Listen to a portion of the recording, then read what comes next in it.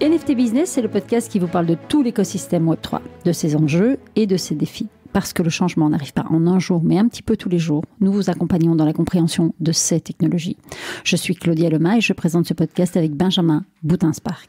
Et aujourd'hui, nous recevons Chantal Leng, qui a une chaîne YouTube qui parle de crypto-monnaie. La chaîne s'appelle Crypto Expert. Et on a voulu recevoir Chantal parce qu'elle a une approche vraiment différente des autres YouTubeurs crypto.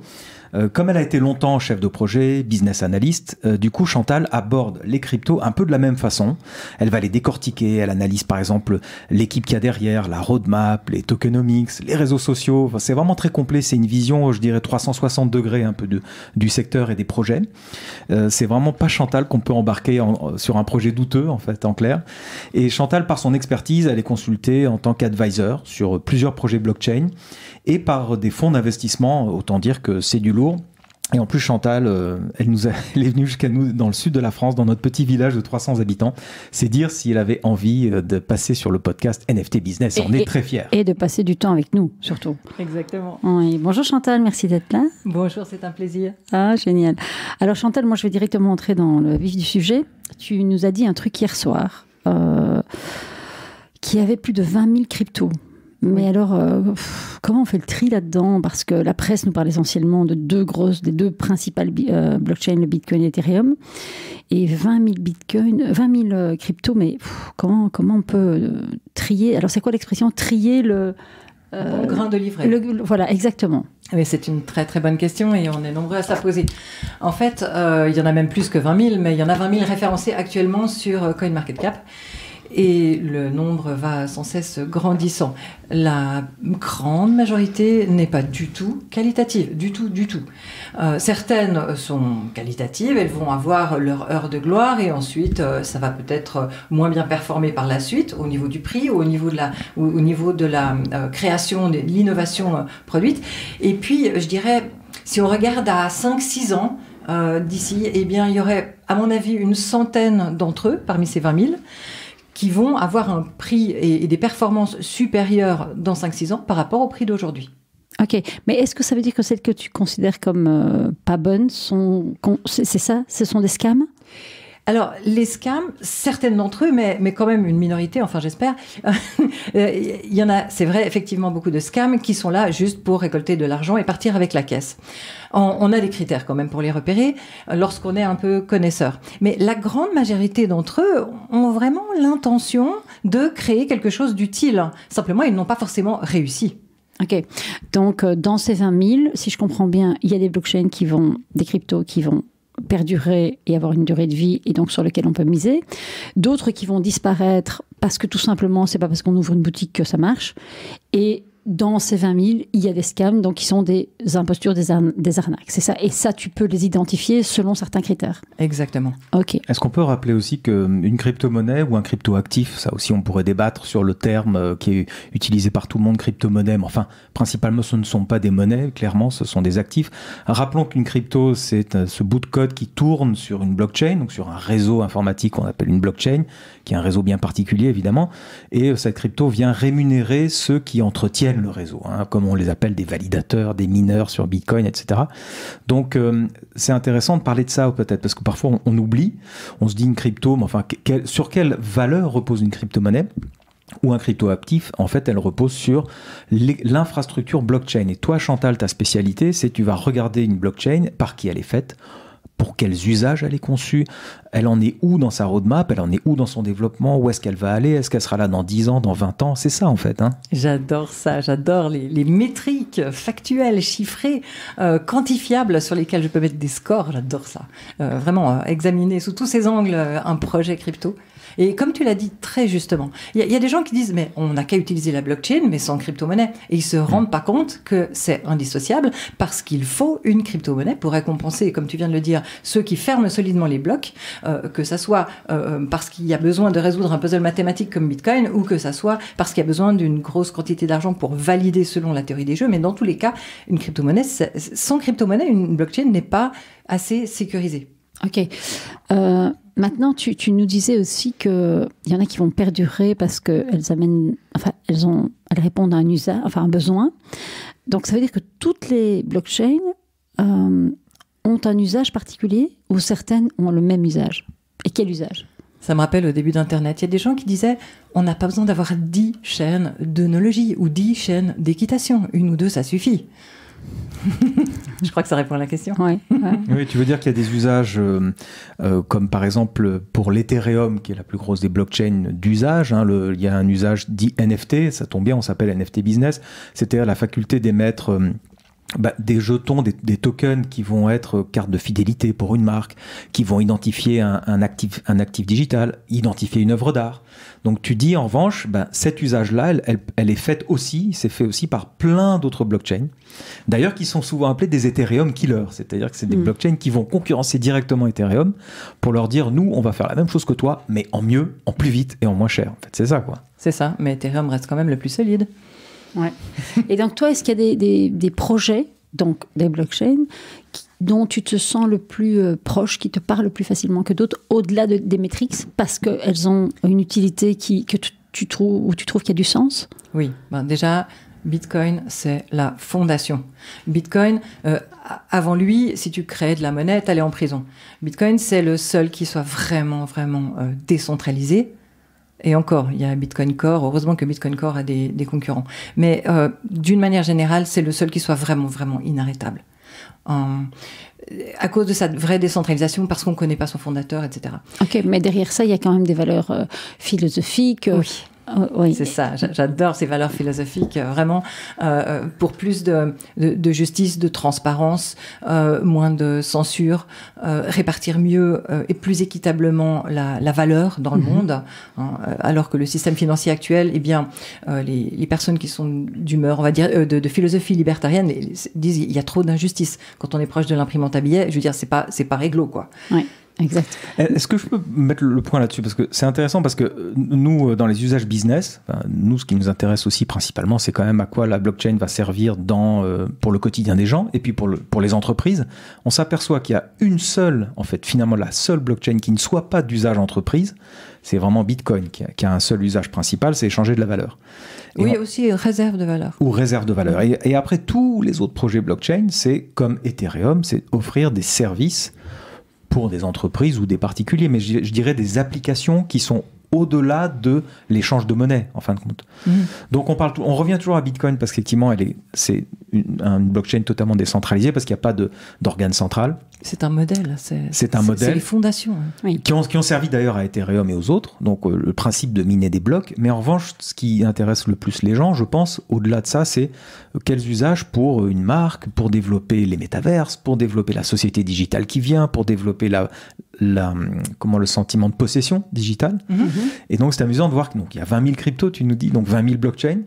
Enfin, non, pas exactement. Parce 20 000 cryptos différentes, mais il y en a beaucoup qui sont sur Ethereum. Sur Ethereum, il y en a beaucoup qui sont sur mais ça, c'est peut-être intéressant que tu expliques pour nos auditeurs que c'est pas parce que il y a une nouvelle crypto qui a une nouvelle blockchain. Exact. Et que tu peux développer sur la même blockchain plusieurs cryptos. Est-ce que tu peux expliquer ça? On appelle ça des tokens dans ce cas-là. Imaginez votre téléphone, par exemple iPhone. Vous avez l'iOS qui fait tourner l'iPhone. Dessus, il y a différentes applications. L'application météo n'a pas eu besoin de redévelopper tout le programme qui est derrière l'iOS. Okay, ouais, donc là, dans ce cas-là, Ethereum, c'est comme l'iOS et on peut poser par-dessus directement les choses qui nous intéressent. Mais les briques de base, elles sont déjà là. Il n'y a pas besoin de les redévelopper à chaque fois. Ok, mais donc ce qui veut dire que la crypto-monnaie est parfois liée à un usage propre. La plupart du temps, oui. Okay. Liée à un usage propre. Donc, toi, quand tu analyses ça, donc nouvelle crypto-monnaie, donne-en un exemple, par exemple, un nom. Engine. Ok, donc cette crypto-monnaie donc lance son white paper, c'est ça? Oui. Lance son white paper. Ça t'arrive, tu l'analyses. Qu'est-ce que tu analyses? Et comment, par rapport aux autres, va-t-elle avoir de la valeur à tes yeux? Ok, alors j'adore prendre des métriques, par exemple le nombre d'abonnés Twitter, l'augmentation dans le temps du nombre d'abonnés Twitter. Est-ce que ce sont des vrais abonnés? J'ai des outils qui permettent de voir ça. Ok. D'autres métriques, combien de personnes l'utilisent, le nombre de comptes, est-ce qu'ils sont actifs. D'autres métriques au niveau de la sécurité, je vais lire les audits, est-ce qu'il y a des failles de sécurité, est-ce qu'elles ont été résolues.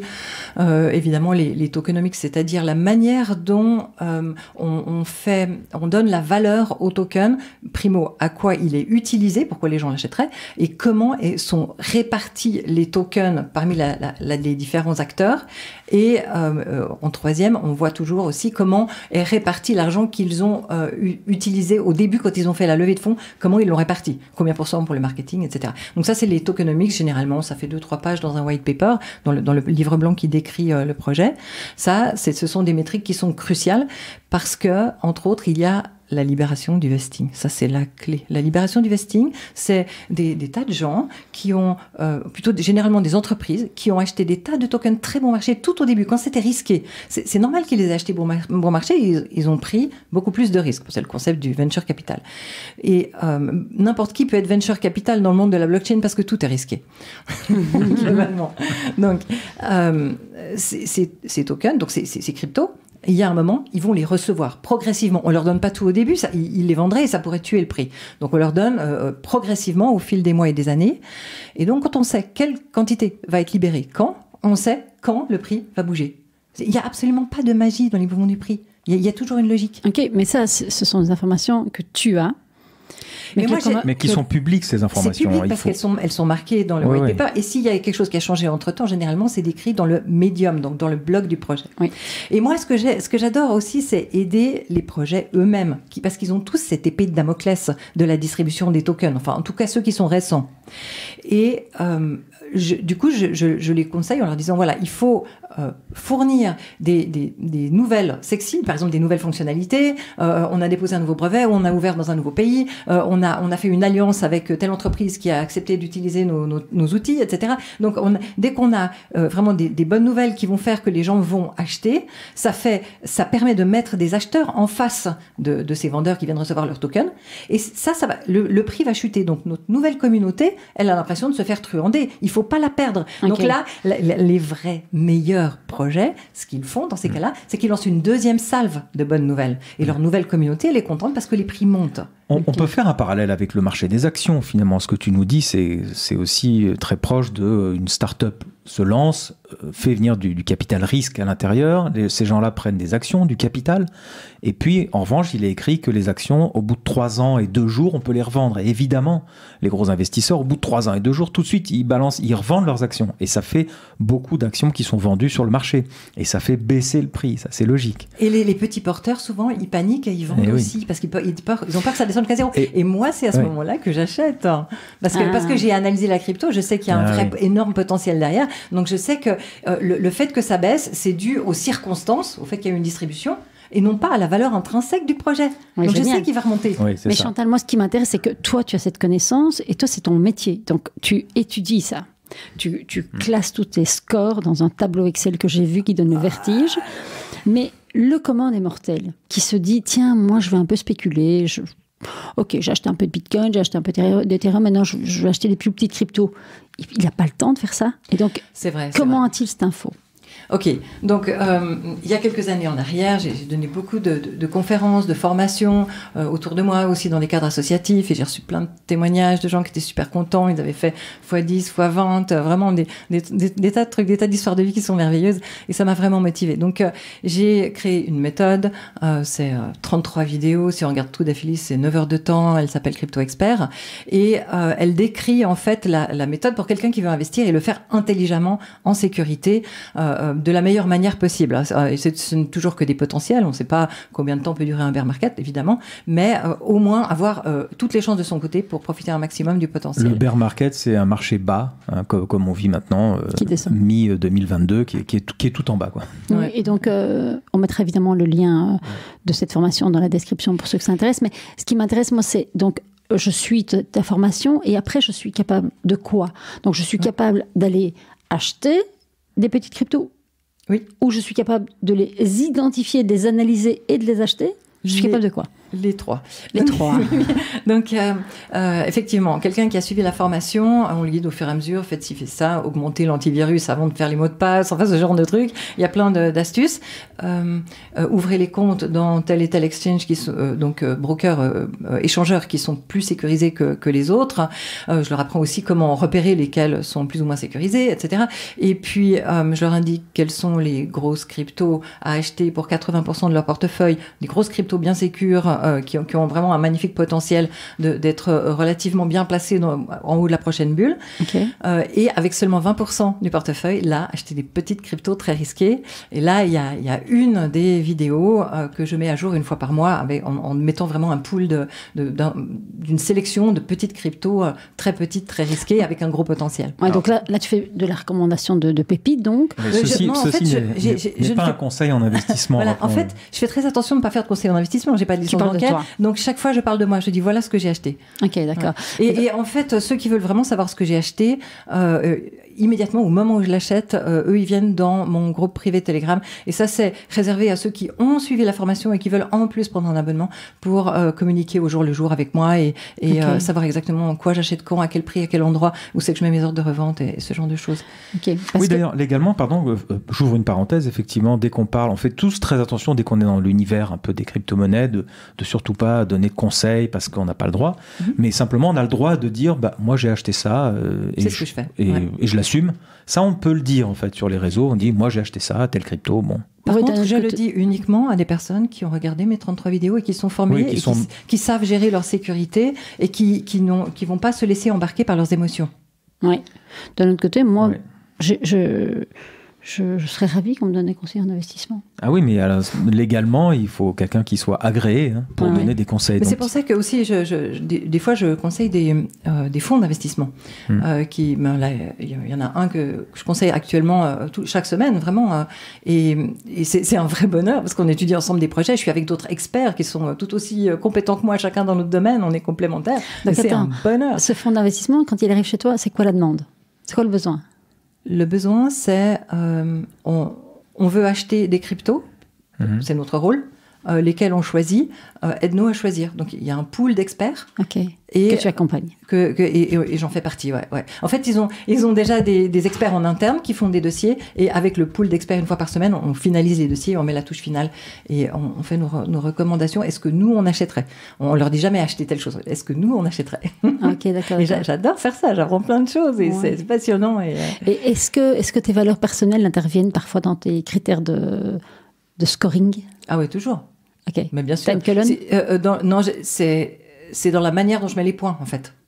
S'il y a quoi que ce soit qui est du genre Ponzi, même si ça peut être très lucratif, je mets pas de points, bien au contraire. Okay. Donc la durabilité, c'est-à-dire qu'il y ait plus d'argent que le protocole engrange par rapport à l'argent que le protocole distribue. On appelle ça le real yield, la vraie récolte.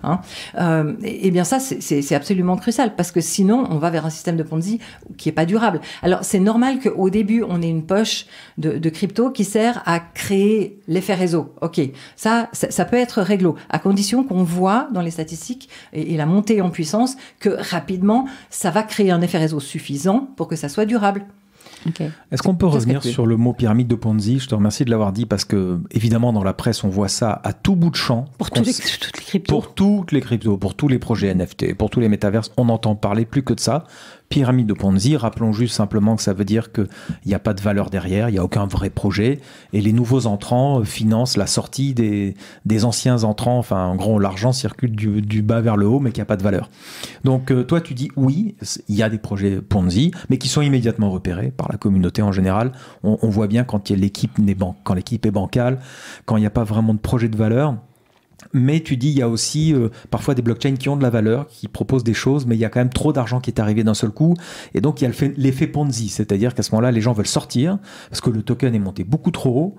Et là, les nouveaux entrants se font un peu avoir, entre guillemets. C'est-à-dire qu'ils pensent investir dans un bon projet, ce qui est le cas, mais ils l'achètent trop cher, en fait, le token. Exactement. Tu l'as parfaitement décrit. Ouais. Mais donc ça, c'est pas une pyramide, c'est juste un effet pervers de surspéculation sur un beau projet. et de surdistribution.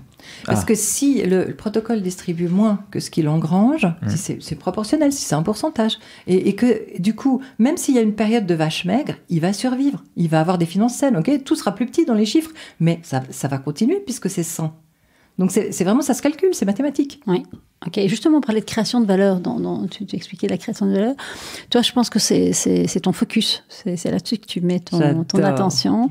Est-ce que tu peux expliquer justement ce que tu considères créer de la valeur ? Ah ouais, très volontiers.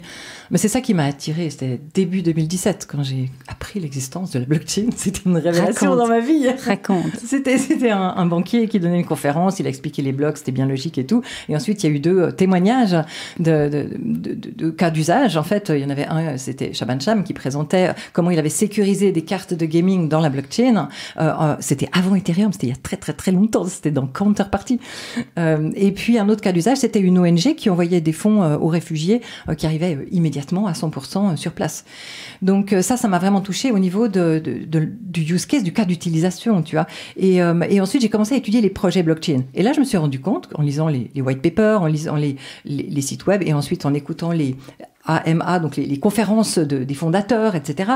Et je me suis rendu compte, mais en fait, c'est des projets. Et moi, je baigne dans les projets depuis plusieurs décennies, quoi. C'est mon job, chef de projet et business analyst. Mais ce sont des projets. Et ce sont des projets qui arrivent dans un monde nouveau, libre, qui veut plus de transparence, plus de justice. Moi, mais ça me parle, ça me fait la chair de poule, ce truc-là. Et donc, j'ai commencé à étudier les projets, lesquels créent le plus de valeur, dans le sens, ok, il y a vraiment quelque chose qui n'existait pas. On est devant une page blanche ou un écran blanc, on crée un logiciel, un usage qui n'existait pas. Et ça évolue tellement vite, parce qu'on est la plupart du temps en open source, donc on prend quelque chose qui fonctionne, qui a déjà fait ses preuves, qui a déjà été débugué, on construit des nouvelles fonctionnalités par-dessus. Et donc, ça évolue à toute vitesse. Ok, tu peux nous donner quelques exemples de choses, de projets qui t'ont parlé, parce que justement, la création de valeur était forte. Oui, l'envoi d'argent dans la famille, par les gens. Dans certains pays, il y a souvent une personne de la famille qui part travailler à l'étranger parce que pour nourrir sa famille, elle envoie de l'argent. Le remittance, ça s'appelle. Et bien là, ils se font truander par les pourcentages. Comme Western Union. C'est ça. Western Union, c'est une catastrophe au niveau des pourcentages. Sauf que ça va s'arranger parce qu'ils vont utiliser la blockchain. Mais bon, grâce à la blockchain, justement, on peut enlever tous ces frais de transaction qui sont une catastrophe. Un autre usage, c'est pour envoyer des fonds, par exemple, dans un camp de réfugiés. Ils arrivent tout de suite et à 100%. Parce qu'il n'y a pas d'intermédiaire. Un autre usage que j'aime bien aussi, qui est facile à comprendre, c'est il y a, grâce à un smart contract, un petit contrat intelligent, quelques lignes de code, eh bien, on fait un déclencheur et une transaction. Par exemple, Météo France a dit qu'il n'a pas plu pendant X semaines à tel endroit, et la transaction, eh bien, c'est que le paysan qui avait pris une assurance reçoit son indemnisation. Okay, oui, et puis pardon, il y a encore aussi dans certains pays, pour sécuriser les diplômes, je sais qu'en Afrique, il y a la blockchain Cardano qui bosse beaucoup avec des États pour sécuriser pour horodater les diplômes d'université dans la blockchain, ce qui veut dire que maintenant, plus personne ne peut se prétendre diplômé de telle université, donc c'est garanti. Donc ça amène de la confiance entre les entreprises et les candidats. Et en fait, la confiance, c'est le mot-clé qu'on retrouve partout dans tout l'écosystème blockchain. Ça amène de la confiance, de la sécurisation. Exactement. Et la confiance, c'est vraiment la clé. Parce que confiance dans le... C'est le ciment, t'as raison. Parce on a confiance dans le code. Donc, on n'a plus besoin d'avoir confiance dans des êtres humains qui feraient des intermédiaires. C'est d'ailleurs le ciment de tout dans la société. C'est le ciment dans un couple, dans l'amitié, dans la société, dans tes relations de travail, dans tes finances, avec ton banquier. T'as raison. La révolution, c'est surtout, comme tu dis, la confiance dans les intermédiaires, mais les intermédiaires humains peuvent être corrompus. Oui. Et c'est toute la problématique de toutes nos sociétés. C'est qu'on fait confiance à des humains, à un système qui est basé sur des humains. Alors maintenant, dans des systèmes complexes comme en Occident, c'est les humains qui surveillent d'autres humains, qui se surveillent, enfin la police qui surveille la gendarmerie, qui surveille, donc ils se surveillent tous les uns les autres. Mais au final, du code, il n'y a pas plus efficace que du code qui dit moi, mon code, il dit que c'est bon et que c'est validé, quoi. Absolument. Oui, et que la transaction va être déclenchée si le paramètre A, B, C est rempli. Absolument. Voilà. Alors, je reviens parce que je veux être sûre que les auditeurs comprennent. Donc, ce que tu nous dis, c'est qu'il y a plein de cryptos et que parfois, les cryptos se développent sur une même blockchain. Okay ? Là, tu viens de nous parler de cas d'usage. Je reprends le cas de la météo. Donc, 3 mois sans pluie, l'agriculteur, c'est un élément déclencheur, un paramètre qui déclenche une transaction. L'agriculteur est indemnisé. est-ce qu'il y a nécessité de créer une crypto juste pour ça? Est-ce que je ne peux pas tout simplement faire ça avec une crypto, une blockchain qui existe? Alors, certaines fois oui, d'autres fois non. Ok. Parce que c'est un peu... Ça me fait penser à... J'ai un truc à vendre, je crée un site internet. Et au bout de 2 mois ou 2 ans, je me rends compte qu'en fait, mon produit est bon, mon site internet est bon, mais je n'arrive pas à gérer du trafic dessus. Donc là, c'est la même chose, parce que si je mets en place une nouvelle crypto pour un nouvel usage, que ça soit sur une nouvelle blockchain ou sur une blockchain existante, j'ai tout l'enjeu de l'adoption. Oui. Et donc, je me demande si vraiment c'est utile de créer autant de crypto. Il y a beaucoup de projets qui créent une crypto parce que du coup, ça leur permet de lever des fonds en vendant des nouveaux tokens qu'ils créent à partir de rien. Comme les compagnies aériennes ont créé des miles au départ, ou les supermarchés ont créé des points. Ok, donc là, elles ont quelque chose qui a une valeur qu'elles peuvent vendre en avance pour une levée de fonds.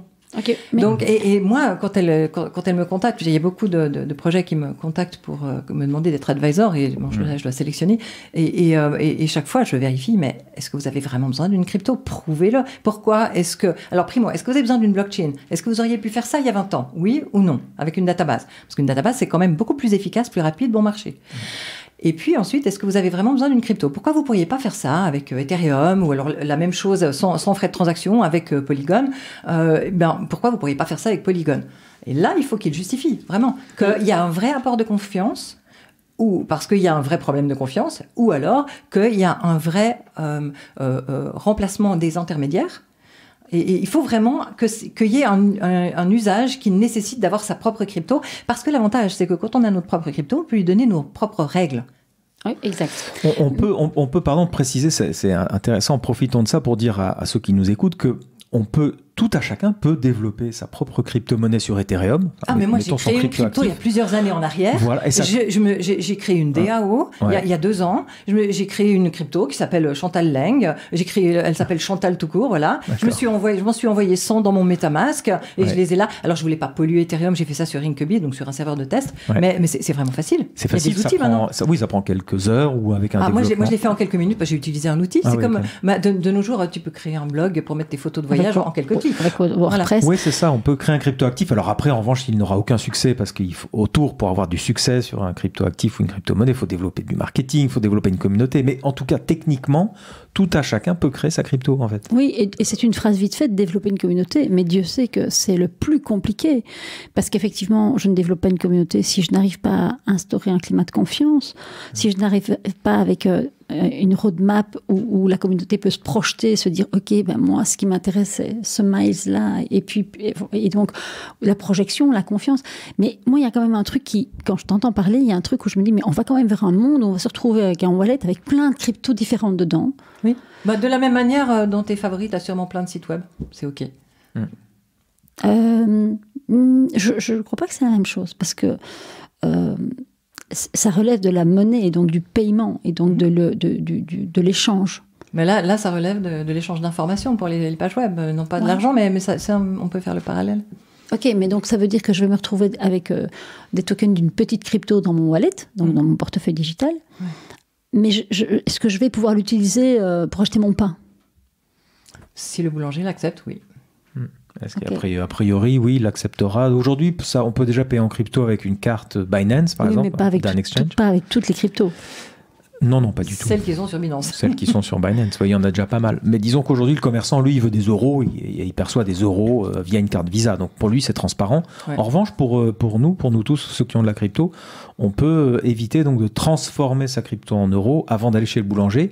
La crypto peut être directement transformée par Visa, en fait, directement. Mais bon, c'est pas ça la question. C'est est-ce que dans 5 ans, dans 10 ans, le boulanger dira « Montrez-moi votre wallet avec un QR code » et lui ouvrira son téléphone QR code et acceptera de la crypto. C'est ça. Ouais, non, ma question, c'est si je me retrouve dans 5 ans avec un wallet dans lequel j'ai 16 cryptos. Ouais. OK. Ouais. Il y a des outils qui vont t'aider à utiliser celle qui est en ce moment la plus rentable. Ah, oui. Une qui est montée récemment, par exemple. Il y a déjà des outils pour ça. Ok, mais qu'est-ce que je fais avec ça? Aujourd'hui, j'ai des euros dans mon portefeuille. Je peux payer tout le monde, à tout moment. D'accord. Si je me retrouve avec 16 cryptos dans mon portefeuille, c'est-à-dire 16 monnaies différentes, je trouve que c'est confusant au niveau de l'usage quotidien. Oui. C'est comme si tu as des points Carrefour, des points ci, des points ça, tu vois, t'en as 16 différents parce que tu vas dans 16 supermarchés différents. C'est vrai, c'est confusant, c'est pas pratique, ils sont pas échangeables. Oui. Sauf si tu fais du troc avec quelqu'un. Oui. Voilà. Dans le monde des cryptos, ça va être de plus en plus facile. C'est-à-dire que tu as une carte, le commerçant, tu payes avec Visa ou Mastercard, ça lui est égal, lui reçoit des euros. Mais toi, derrière, il y a un logiciel intelligent qui va choisir lequel tu préfères dépenser en priorité. Il va essayer de faire le truc le plus optimum parce qu'il y en a une qui est bien montée récemment, tu vois. Ok. Donc ça c'est génial ta réponse. Effectivement, c'est plus clair. Maintenant, moi, je me demande comment on embarque les gens là-dedans. Parce que déjà, quand on leur parle de Bitcoin, Ethereum, on leur dit, moi, je considère que c'est les deux blockchains où je peux investir de façon sécurisée. Vous faites ce que vous voulez, mais moi, je ne sors pas de ça. Si on commence à essayer d'embarquer les gens sur les autres cryptos, ça devient très confusant. Et comment on fait pour aller les chercher? D'autant plus qu'il y a l'aspect sécurité.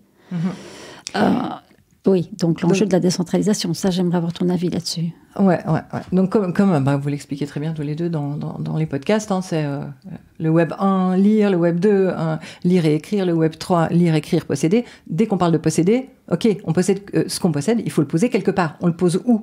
Et c'est là le problème. Madame Michou, elle veut pas mettre ses billets sous le matelas. Madame Michou, elle veut une banque qui s'occupe de son argent. Elle est prête à payer quelques frais pour que quelqu'un prenne la responsabilité.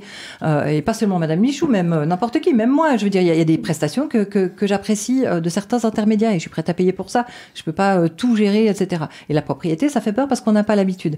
Donc, pour que la personne se sente sécurisée, il faudra que ce soit aussi facile que dans le Web 2.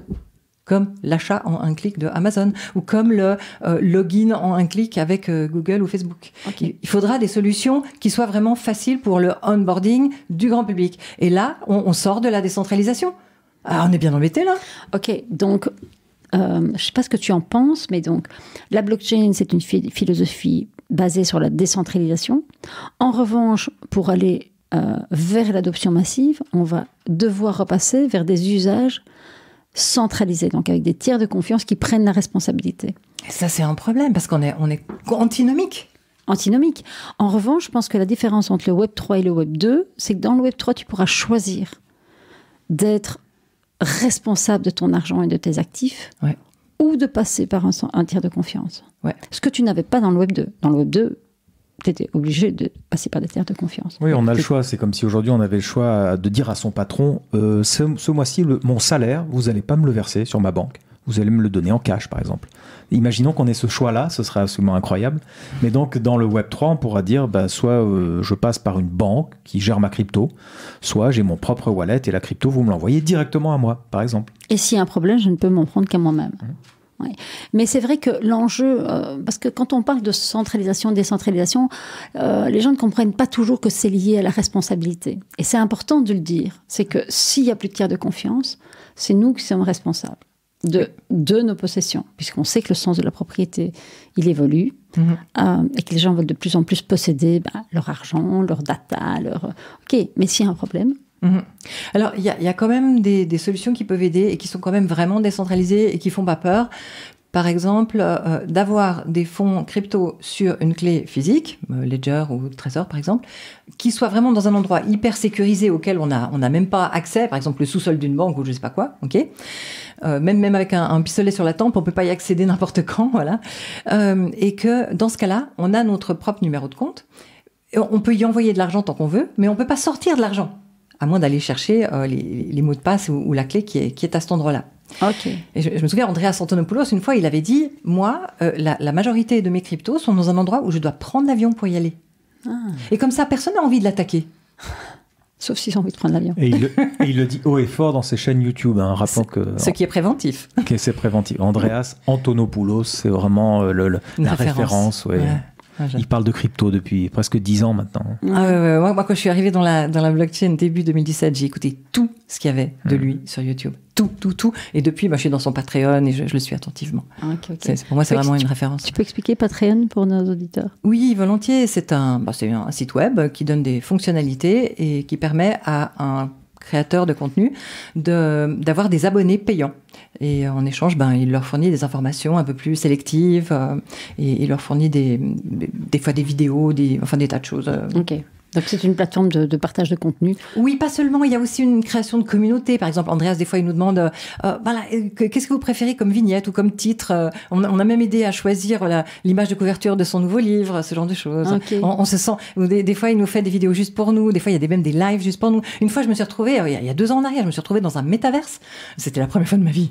Je me suis retrouvée dans un métaverse avec lui parce que j'étais Patreon, puis il nous avait dit là, je suis dans ma chambre d'hôtel, je m'ennuie, on se fait un petit machin. Voilà. Et puis je suis arrivée dans la pièce, puis il m'a vu, puis il y avait mon prénom affiché. Il dit Chantal, bienvenue, avance. J'étais il me parle à moi. J'étais toute émue. Et ça permet de monétiser aussi des contenus, puisque Patreon, on peut envoyer 5 €, 10 €, 20 €, peu importe, on peut envoyer régulièrement ça à un créateur de contenu qui par ailleurs n'aurait aucun moyen de monétiser son contenu, donc il peut un peu envisager de gagner sa vie. Oui, puis surtout, ça paye en fait ses déplacements et la traduction des livres pour les pays en voie de développement. Ah, génial. Ah oui. Génial. Mais c'est exactement le principe du développement de la communauté sur le Web3. C'est on développe une communauté, pas une communauté passive, mais une communauté engagée qui participe et qui co-crée avec le projet, et qui donne son avis, qui s'engage. Et ça change aussi par rapport au Web2, parce qu'avant, on était dans des groupes Facebook, on pouvait donner on pouvait commenter, mais on ne pouvait pas changer les règles. Aujourd'hui, on peut changer les règles. On peut collectivement construire les règles. Oui. Voilà. Et dans le Web3, on pourra aussi monétiser, donc on pourra envoyer un petit peu de crypto, quelques centimes, à des créateurs de contenu, un post Instagram, un post Twitter, enfin un tweet, un post LinkedIn. On pourra envoyer, l'idée c'est ça, d'envoyer quelques centimes en crypto, parce que ça coûte rien finalement. Et donc, j'aimerais bien te demander, Chantal, par rapport aux entreprises qui se questionnent sur l'acceptation de la crypto-monnaie. On a vu qu'à Paris, je sais qu'il y a un grand centre commercial qui s'appelle Beaugrenelle, qui accepte maintenant les paiements en crypto pour acheter ses baskets, pour acheter tout ce qu'il y a dans le centre commercial. Aux États-Unis, maintenant, ça va très vite. Et je crois que Walmart aussi est en train d'accepter la crypto-monnaie. Oui. Alors, je crois qu'ils acceptent Bitcoin et Ethereum, comme d'habitude, les deux. Toi, si tu devais conseiller des entreprises, tu leur dirais ouvrez large l'éventail des cryptos à accepter ou restez vraiment que sur Ethereum et Bitcoin. En gros, aujourd'hui, au jour d'aujourd'hui, quoi. Je leur dirais restez dans votre core business. C'est pas ça votre core business. Simplement utiliser les prestations d'un prestataire qui, lui, gère de nombreuses monnaies. Et vous déterminez en quoi vous voulez être payé. Ok. Comme par exemple, tu veux dire Par exemple, Utrust. UTRUST. Ouais, ouais. C'est celui que j'utilise moi pour la formation Crypto Expert pour accepter les cryptos. Et on en a reçu un, nous. D'accord. Ouais. Donc Utrust, c'est un prestataire, c'est ça, tu dis comme un exchange finalement. Oui. Qui lui. Il encaisse. Il encaisse lui les cryptos et toi il t'envoie des euros, ou des francs suisses. Ce que je veux. Je peux très bien demander des bitcoins, hein. Mais il m'envoie ce que je veux. Et la personne, elle paye dans ce qu'elle veut. D'accord, donc non, mais c'est un intermédiaire, c'est centralisé. C'est un intermédiaire, par contre, les transactions sont sur la blockchain, donc c'est transparent, même si la gouvernance n'est pas décentralisée. D'accord. Ok, non, je ne connaissais pas ce système. Mais je suis en train de chercher. C'est comme... Oui, on avait reçu effectivement Ethan Messica, qui était en train de développer une solution du même type pour que parce qu'en trésorerie, pour les entreprises, en comptabilité, la crypto n'entre dans aucune case de comptabilité finalement. Oui, alors en fait, il y a une solution, c'est momentanée, c'est les stablecoins. Ça aide vraiment les comptables. Ouais. Parce que du coup, ils calculent en dollars et puis voilà. Ouais. Tu peux nous rappeler ce qu'est un stablecoin ? Ouais, volontiers. C'est une crypto qui vaut toujours $1 ou €1 ou une once d'or parce que le propriétaire qui a émis cette crypto a reçu en échange ce montant-là et peut garantir de pouvoir faire le change dans l'autre sens. Après, il y en a certaines qui sont surcollatéralisées. Donc, par exemple, si c'est Ethereum et que Ethereum a tendance à changer de valeur, on va en mettre plus en garantie, plus que nécessaire pour parer au taux de change. Et puis, il existe maintenant aussi des stablecoins qui sont sous-collatéralisés, mais ça, c'est très dangereux. C'est encore, on va dire, en cours de développement. Ok. Et j'ai retrouvé l'application de Ethan, c'est Nilos. Qui est cette brique justement entre l'entreprise et le consommateur qui lui veut payer en crypto. Je pense qu'on a besoin de beaucoup d'entreprises qui font ça. Il y a de la place pour vraiment plusieurs acteurs majeurs qui vont travailler pour plusieurs différentes sortes de publics cibles ou plusieurs différentes sortes de pays ou plusieurs niches. Donc je pense que il y a besoin de beaucoup de choses dans la blockchain. On est dans un nouveau monde. On crée le nouveau monde. Il n'y a pas assez de formateurs. Il n'y a pas assez de professionnels dans tous les métiers. On a besoin de tous les les métiers. On a besoin de comptables, de juridiques, de marketing, de créateurs de contenu. On a besoin de tout dans la blockchain. Mais c'est ça pas seulement de développeurs. Oui, exactement. Et de gestion du risque. C'est tellement crucial, la gestion du risque. Moi, j'adore faire des tableaux de risque avec les projets que j'accompagne et trouver les parades et les mettre dans un planning et réduire les risques. Parce que les gens ne se rendent pas compte à quel point c'est risqué un projet blockchain.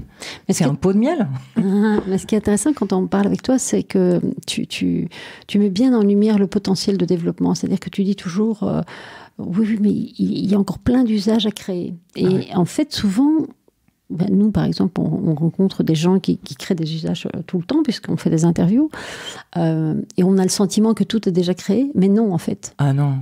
Surtout que là, il y a plein d'usages qu'on n'a même pas encore idée. Par exemple, les micro-paiements. On peut faire tellement de choses avec ça. Tu te balades dans la rue, tu recharges ton téléphone, tu payes un millième de centime à chaque maison devant qui tu passes. Et quand tu arrives à destination, ça t'a coûté 20 centimes. Et ton téléphone, il est complètement rechargé, ou même tous tes appareils sont rechargés. Et les gens, ils ont rentabilisé leur machine qu'ils ont mis sur la fenêtre, mais qui leur sert aussi pour toute la famille. On peut imaginer tellement de choses. Tu prends une assurance pour ta voiture de location, tu la payes seulement quand le moteur est allumé. Il y a tellement de choses d'usage qu'on peut inventer. C'est complètement dingue. Oui, le micro-paiement, c'est une considérable évolution parce qu'aujourd'hui, envoyer quelques centimes par Visa, il faut payer 3%. À la limite, Visa même rejettera cette transaction de quelques centimes. On ne peut pas, en fait, envoyer quelques centimes, même 20, 30 centimes. Or, si on envoie 10 centimes des centaines de fois dans la journée, ça fait, en fait, beaucoup d'argent. Et ça, la blockchain peut le gérer très bien. Associé avec l'Internet des objets, oui. Oui, avec l'Internet des objets. Et puis ça permet, on a parlé de monétiser les contenus. Pour tous les créateurs de contenu, Dieu sait si Claudia, toi, Chantal et moi, on est des dingues de YouTube. Dieu sait si on voudrait remercier encore plus tous ces gens formidables qui nous donnent des contenus incroyables sur YouTube. On pourrait le faire en envoyant quelques centimes. Ça ne coûte pas grand-chose. Mais eux peuvent envisager de vivre de ça. On peut déjà le faire sur BAT. Basic Attention Token, avec le navigateur Brave. Mais bon, c'est une petite niche. On verra si ça performe bien ou si c'est son successeur qui performera bien. On ne sait pas encore. Mais c'est balbutiant. Mais il y a vraiment de quoi faire, exactement comme tu viens de l'exprimer. Ouais. Oui, c'est bien de parler de Brave. On encourage tout le monde à installer un navigateur Internet qui s'appelle Brave, B-R-A-V-E, et qui utilise un token qui s'appelle le BAT, Basic Attention Token, et qui est envoyé au gestionnaire du site web qu'on visite. En fait, donc on visite un site et ça envoie du BAT. C'est ça. Et puis, le business model, c'est qu'on peut, en tant que personne qui utilise le navigateur, activer ou non les publicités. Et si on active les publicités, on va recevoir du BAT, parce qu'on recevra un pourcentage des publicités. Tandis que quand on est sur Google, etc., on ne reçoit pas du tout un pourcentage des publicités qu'on voit. Donc, c'est ça le business model, en fait. Il y a de l'argent qui rentre et il y a de l'argent qui sort, et c'est équilibré. Et c'est pour ça que malgré que les années passent, le BAT existe toujours. Malgré qu'il y a des périodes basses où les prix sont bas, où les fréquentations est basse, mais ils existent toujours parce que c'est sain. La quantité qui redistribue par rapport à ce qu'on disait tout à l'heure des Ponzi, c'est pas du tout un Ponzi. D'ailleurs, il y a un hiatus chez les gens qui comprennent pas tout l'écosystème parce qu'il faut vraiment se plonger dedans. En fait, ils disent mais le prix de l'Ether, voilà, ça bouge tout le temps, c'est ultra volatile, ça passe de $4 000 à $1 000. Et on leur dit, pourtant, derrière Ethereum, il y a une infrastructure extrêmement performante, robuste, qui permet des développements des applications d'entreprise. Mais oui, le prix est volatile. En fait, c'est presque, je dis, un hiatus, c'est presque antinomique. En principe, le prix devait être stable, puisque la blockchain est stable. Oui, en fait, les spéculateurs sont toujours en avance sur la technologie. Pour ceux qui regardent les courbes de Gartner, on peut voir, d'abord, il y a une nouvelle technologie, par exemple les imprimantes 3D ou Bitcoin, ou n'importe quelle technologie. D'abord, il y a des attentes qui sont surdimensionnées. Ensuite, ça explose, comme la bulle Internet. On s'est rendu compte que les premières marketplaces, elles ne rapportaient pas grand-chose. Même, elles coûtaient beaucoup plus. Donc, du coup, il y a une déception, il y a un effondrement des prix. Mais les entreprises qui ont été assez futées pour garder des fonds à ce moment-là ont de quoi payer leurs développeurs pendant quelques années. Et ensuite, ça remonte et on arrive tranquillement dans le plateau de productivité. Et maintenant, évidemment, les plus grandes entreprises du monde, c'est celles qui travaillent sur le web. Et elles sont basées web même. Et donc, les spéculateurs de la bulle Internet, ils avaient raison, mais ils étaient trop en avance. Donc, si on prend par exemple la bulle des ICO de fin 2017 et de début 2018, ils étaient trop en avance, ok ? Après, ça s'est cassé la figure. Pendant ce temps, les meilleures entreprises avaient suffisamment étaient raisonnables et avaient suffisamment d'argent pour payer leurs développeurs. Ils ont créé des use cases, des cas d'utilisation. Ils ont sorti des innovations. Il y a des logiciels qui fonctionnent. Et maintenant, eux, ils arrivent sur le plateau de productivité. Et eux, ils vont donner des résultats pérennes. Oui, rappelons que les ICO, c'est Initial Coin Offering, et c'était une grande vague en fin 2017. Beaucoup d'argent sont arrivés dans les projets blockchain via des Initial Coin Offering. Et en fait, ça aveugle finalement ces cours de crypto. Si on est aveuglé par ce cours, en fait, on ne voit pas le projet qu'il y a derrière. Donc toi, Chantal, ton travail, c'est vraiment ça. C'est de dire, oubliez le prix de la crypto, enfin, regardez-le, mais en regard, en parallèle du projet réel, de l'équipe. Oui, en fait, quand j'analyse un projet, je me dis, il devrait être à tel niveau de prix. Le prix, on s'en fout. En fait, c'est le market cap, c'est la quantité multipliée par le prix. Ok. Donc, il devrait être à tel niveau par rapport au service rendu, à la qualité d'innovation, aux prestations, aux partenariats, etc. Et je regarde s'il est en dessus ou en dessous. Je regarde s'il est au début de sa montée et qu'il a encore le potentiel de faire x10, etc. Si c'est une petite, hein. Ok. Et si au contraire, il a déjà beaucoup monté. À ce moment-là, je me dis, bon, je vais attendre qu'il redescende. Et peut-être je l'achèterai dans 2 ans s'il vit toujours. Oui, mais l'idée, c'est assez génial de se dire le prix juste. Voilà. Oui. Tu essayes d'identifier au plus juste le prix parfait de la crypto au moment T, quoi. Alors, c'est toujours subjectif et c'est toujours une fourchette, mais je peux le comparer avec d'autres similaires, en fait. Ouais.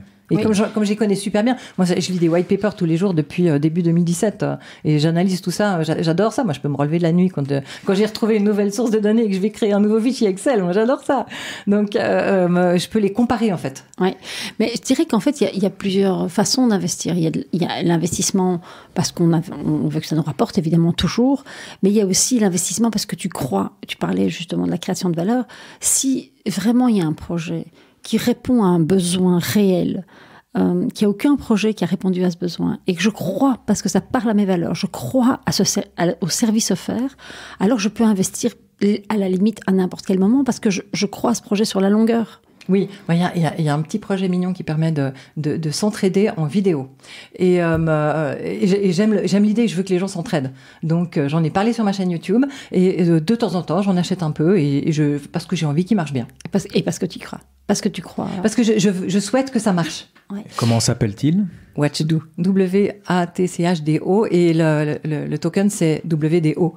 Vraiment, c'est un truc good vibes. Ouais. Voilà, j'ai envie de le soutenir.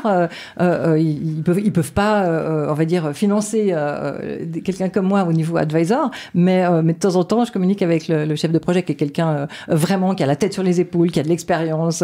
Je pense qu'il va mener à bien son projet vraiment. Et j'ai envie que les gens s'entraînent vraiment. Donc ça me plaît. Donc voilà, je participe à ma manière un petit peu et voilà, c'est grand plaisir. Mais disons que par contre, le premier, tu as cité juste, pardon, tu as cité le premier. Je pense que c'est le premier et qu'on en a vraiment besoin. T'as raison. Et en fait, c'est encore mieux si on est le deuxième. Parce que le premier, il a eu tous les efforts marketing. Le deuxième, il arrive sur un public déjà conquis. Le deuxième, il fait beaucoup plus de fric. Hein. Soyez deuxième. Mais donc, en fait, parce qu'on arrive à la fin de le podcast, c'est passé super vite. Mais moi, j'ai envie de dire que ce que je comprends de nos échanges de ce week-end, mais de là, surtout de façon concentrée de ces 45 minutes d'interview, c'est que... au-delà de l'aspect monétaire, spéculation de la crypto-monnaie, c'est un monde qui se construit avec de nouvelles utilités, de nouveaux usages, de nouvelles applications, de nouveaux services. Et que, contrairement à avant, vous pouvez les soutenir. Oui, c'est ça. Je suis acteur dans ce nouveau monde. Je suis acteur dans ce nouveau monde. Oui, même si c'est une goutte d'eau dans l'océan, mais s'il n'y a pas de goutte d'eau, il n'y a pas d'océan. Et je peux vraiment être acteur. Ça me fait super plaisir. Et c'est marrant parce que moi, j'étais pas petite crypto. Benjamin a acheté plusieurs petites cryptos. Il a passé beaucoup de temps et ça m'énervait un peu. Je disais, mais enfin, c'est ridicule de passer autant de temps alors que ça rapporte rien. T'as tout perdu, tu vois. Je te l'avais dit. Bon, je rappelle qu'on est un couple et que parfois on se prend le chou. Et donc, et en fait, tu viens d'apporter un éclairage et pourtant on a parlé tout ce week-end. Mais là, j'ai le front qui est tombé, comme on dit. C'est que, en fait, c'est toute la différence. C'est que en achetant, je soutiens. Oui. En achetant, tu payes les développeurs je rends indirectement possible le projet. Oui. Et donc j'ai une responsabilité de validateur aussi. En fait, je valide le projet en achetant la crypto. Et tu utilises, si c'est pour un projet qui développe vraiment quelque chose d'utile, eh ben tu utilises ton argent de manière noble pour aider un projet qui va apporter une vraie plus-value à la communauté. Et donc, c'est génial, je viens de comprendre. Enfin, je viens d'amener un nouveau sens qui, pour moi, a du sens. Oui, ouais. C'était comme ça, parce qu'il y a 20 ans, pour soutenir les startups Internet, il fallait investir en bourse. Donc, il fallait un portefeuille, il fallait beaucoup d'argent, parce que la bourse, n'était pas facile, il fallait passer par son banquier, etc. Aujourd'hui, on peut mettre 50 € dans un projet blockchain, et ça se fait en un clin d'œil. Il suffit d'ouvrir un compte C'est dans un exchange. Le pourcentage de tomber sur un projet qui va faire que descendre est plus élevé que le pourcentage de chance de tomber sur un projet qui va faire que monter. Donc, pour les gens qui n'ont pas suivi une vraie formation avec une vraie méthode, moi je leur recommande juste Bitcoin, Ethereum. Moitié-moitié. Mais rappelons qu'il y a beaucoup de risques dans tout ça. Beaucoup de risques, absolument. Voilà, on est des pionniers là, autour de cette table à parler de ça. D'ailleurs, vous qui nous écoutez, vous êtes des pionniers. Oui, c'est vrai. On est encore peu à écouter ça. On est en train de parler d'un monde qui est en train de se bâtir. On ne sait pas s'il va se bâtir en 3 ans, en 7 ans, en 10 ans, mais en tout cas, il va se bâtir. Ça, on le sait. On est certain. Et ceux qui ont vécu la montée du printemps 2021, ils s'imaginent qu'on peut faire x20 en quelques mois. C'est vrai, on l'a fait. Moi, je l'ai fait, les gens autour de moi l'ont fait. Mais le prochain x10 ou x20 sera peut-être sur plusieurs années. Donc, il faut être moins gourmand qu'avant. Mais on va le faire, le prochain x10 ou x20. C'est juste parce qu'il y a une vraie création de valeur. Mais très bien, donc soyez prudents, formez-vous. Il faut vraiment bien connaître, bien être conseillé, avoir une bonne méthode, vraiment prendre des bénéfices régulièrement. Et sinon, si on n'a pas une bonne méthode ou si on n'a pas la rigueur de le faire sérieusement, il faut juste acheter moitié Bitcoin, moitié Ethereum. Et attendre 10 ans. Et attendre, moi je dirais, du genre dans 5-6 ans, dans une bulle et demie, ce sera parfait, ce sera absolument vraiment intéressant. Et si vous faites ça, vous nous gardez 10% de commission pour le conseil. Bon. Donc, en tout cas, je vais mettre le lien dans la description de la formation de Chantal. Et puis Chantal Lang, on te retrouve donc sur YouTube. Il suffit de taper Chantal Lang, L-A-N-G. Oui, et puis Crypto Expert. Le nom de la chaîne YouTube, c'est Crypto Expert. Je mettrai le lien aussi. Okay. Et on peut le dire parce qu'en fait, on met toujours les autres en avant. On ne parle jamais de nous. Donc là, on prend un peu la lumière aussi. Benjamin donne aussi des formations en finance décentralisée à des particuliers ou à des entreprises. Mais effectivement, lui, en physique. En fonction d'un besoin précis ou d'une attente précise, eh bien, il vient vous l'appeler, il vient vous voir et il vous accompagne dans la réflexion et dans votre éventuelle prise de décision. Passage à l'action. Et je peux témoigner que je l'ai vu sur scène à Marbella et qu'il était passionnant. Je crois que Chantal est amoureuse de lui. Donc, on termine en disant que cet épisode était super, que si vous avez des amis, j'espère pour vous, partagez cet épisode auprès de vos amis et de ceux que vous aimez, parce que c'est d'utilité publique ce que fait Chantal. Et nous, on a une newsletter. En fait, on vous dit ça depuis exactement 42 podcasts et on n'a pas encore envoyé une seule newsletter, mais on vous jure, parce que là, on est début septembre, on est le 11, on vous jure qu'avant la fin du mois de septembre, vous allez recevoir une newsletter et je vous jure, ça va déchirer, vraiment. Donc, inscrivez-vous, mettez votre adresse mail et vous n'allez pas être déçus. Je vous raconterai ce qui se passe avant, après, pendant, ce qui s'est passé ce week-end, ce qu'elle nous a dit off et enfin voilà. Il faut aller sur nftbusiness.tech. Exactement. Et moi, j'ai un petit truc à rajouter. Ouais. Pour pouvoir mettre les 5 étoiles et un commentaire, il faut aller donc évidemment sur podcast. Et là, il y a un endroit, il faut cliquer sur les mots NFT Business. Et là, on arrive sur la page du podcast. Et là, il faut scroller et descendre. Et là, vous voyez les 5 étoiles. Et c'est là qu'il faut passer à l'action. Donc, il faut scroller tout en bas sur la page générale de NFT Business. Et pour vous abonner, parce qu'en fait, pour que l'algorithme fonctionne, il faut et les 5 étoiles et que vous vous abonniez. Donc là, vous allez sur le titre NFT Business. Il y a 3 petits points sur Apple Podcast. 3 petits points juste à côté. Vous cliquez et vous mettez suivre. Et là, si vous faites ça, je vous aime. Et ça vaut la peine. Vous apprendrez plein de choses. Moi, je loupe pas un épisode. Je les ai tous écoutés. J'adore. Voilà. Merci Chantal. Merci d'être venue jusqu'à nous, Chantal. Et à très bientôt. Bonne et merci écoute. de votre écoute. Oui.